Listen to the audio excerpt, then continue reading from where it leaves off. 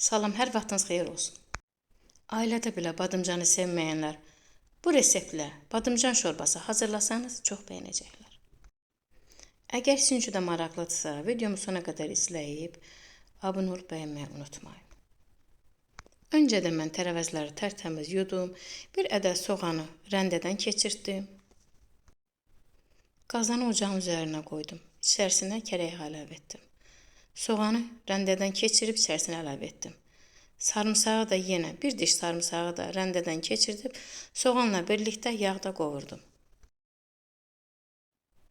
Bir böyük pomidoru da yenə rəndələyib soğanın üzərinə əlavə etdim.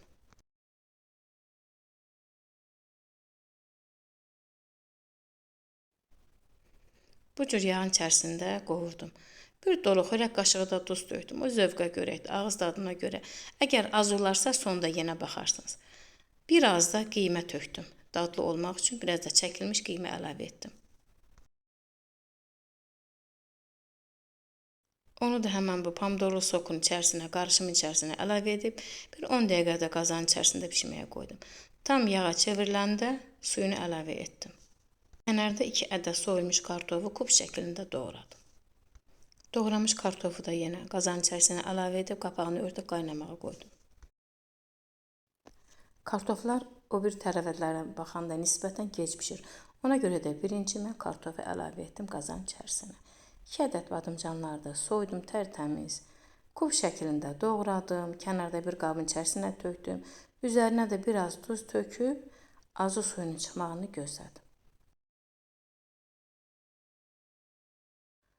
2 ədəd də şirin bibəri tərtəmiz yudum. Onu da bu cür kub şəklində doğradım. Badımcanlar artıq duzun içərisində acı suyu çıxmışdı, rəngi də qapqaraydı. Tərtəmiz sıxdım acı suyunu, özünüz də görürsünüz, yəni duzlayanda nə qədər acı suyu çıxır. Tərtəmiz sıxdım. Badımcanı da, bibəri də həmən şorbanın içərisinə əlavə etdim. 10 dəqiqədə tərəvəzlərlə birlikdə qaynadı.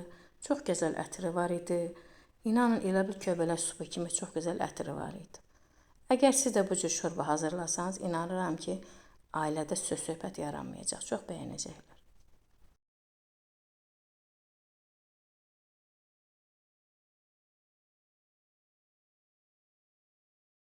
Artıq şorbamız hazır olmuşdu.